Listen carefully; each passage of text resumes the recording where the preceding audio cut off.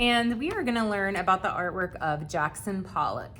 And in your Google Doc that I uploaded to Schoology for you, you should find a link to another person reading this book, Action Jackson, which is all about the artwork of Jackson Pollock.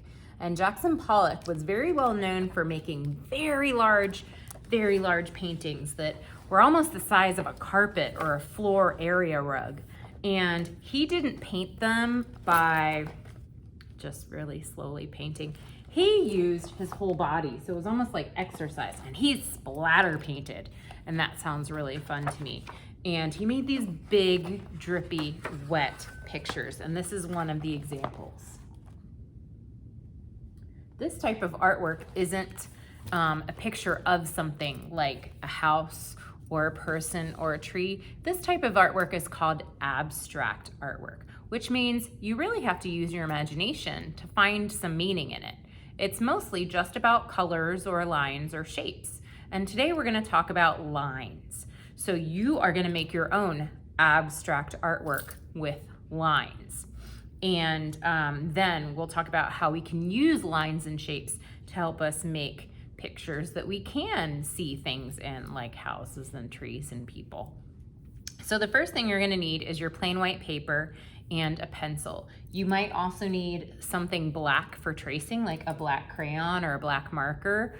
And you also want something to color with, again, like colored pencils or crayons or markers.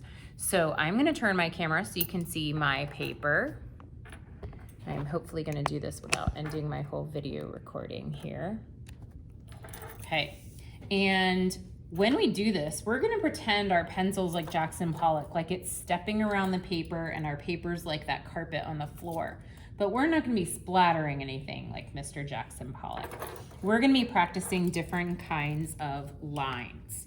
Okay, so the first thing you're going to do is somewhere on your paper, going from one edge to the other, you're going to draw a straight line.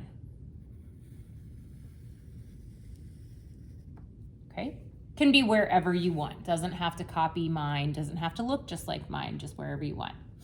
Now you're going to turn your paper. This time you're going to do a wavy line. Wavy lines go a little bit up and a little bit down. You're going to turn your paper again. This time you're going to do a zigzag line. Make it big enough so you can trace around it. Make them kind of far apart. Turn your paper again. You're going to do a loopy line. A loopy line is kind of like a wavy line, but this time you make loops like a roller coaster. And they kind of end up looking like balloon shapes. All the way from one end to the other. Turn your paper. Now I want you to do a dotted line, and a dot is a small circle, and I would say make them about a finger's distance apart, because if you make them closer together than that, it's going to be a lot of dots and you're going to be taking a long time. Don't make them too big. Mine are a little bit bigger than I want them, just so you guys can see. Turn your paper again. You might be running out of space, and that's okay. You're going to do a dashed line. A dashed line is little short lines, almost like your pencil is skipping, kind of like the lines on the road.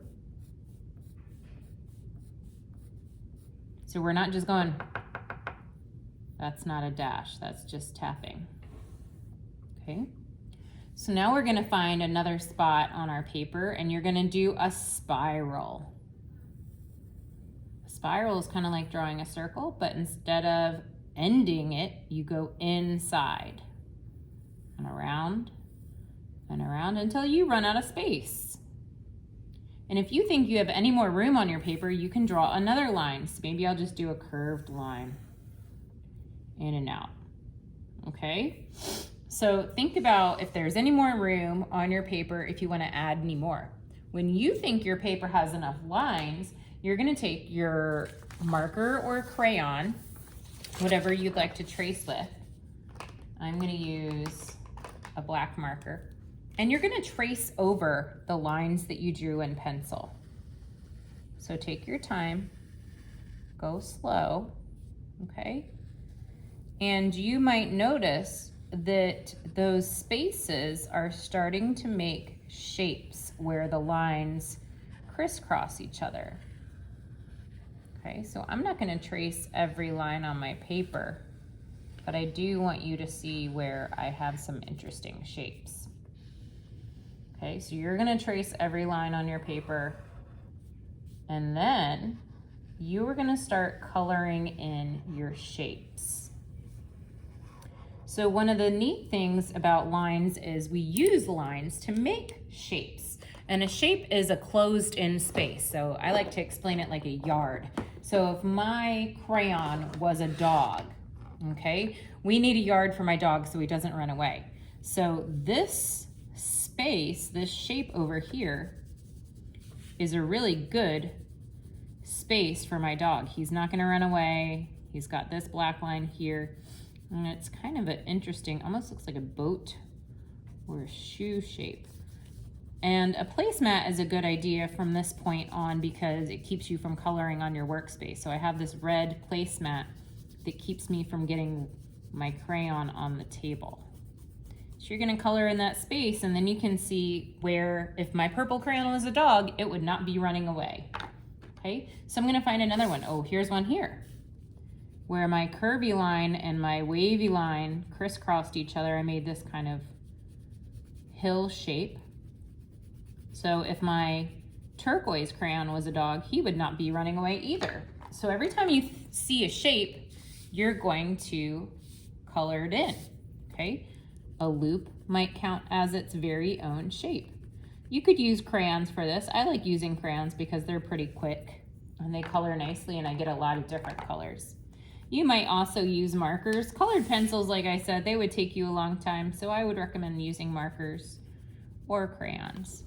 So you're gonna keep doing that until you color in as many shapes as you can find. You might have a lot of big shapes. You also might have some shapes that aren't completely solid. So where I have this dotted line and I have this dashed line here, well, I can kind of pretend that's a shape. It's not totally solid. There's some holes in that fence. My dog might be able to run away, but you can still kind of color it in, okay? Because we're still counting that as a line. You would just connect those dots. Maybe it's an invisible fence, or maybe people are still building it. It's a work in progress. Okay, so for your art project this week, we are being inspired by Mr. Jackson Pollock's lines, and we're drawing these different types of lines on our paper and using them to make shapes, okay? Now, once you are done with your artwork, I want you to plug it into Seesaw. So you're either gonna go to that big green plus sign at the top of the page when you go to your art class in Seesaw and post student work and take a picture or a video. Or you can go to this video and add a response, okay? So either way, you're going to show me your artwork. You can show me a picture of it, or you can upload a video of it, either way, if you would like to talk about it, okay? There's also some information in the course announcements about how to find your camera on your Chromebook. So if you can't find your camera, go to the announcements in Seesaw, and you should find a little slideshow about that. When you're done with your artwork, you can punch holes in it.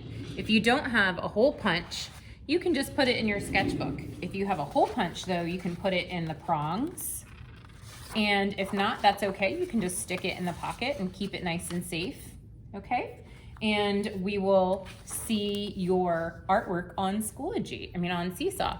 So boys and girls, I hope you enjoyed our project with Mr. Jackson Pollock, and I will talk to you all next week.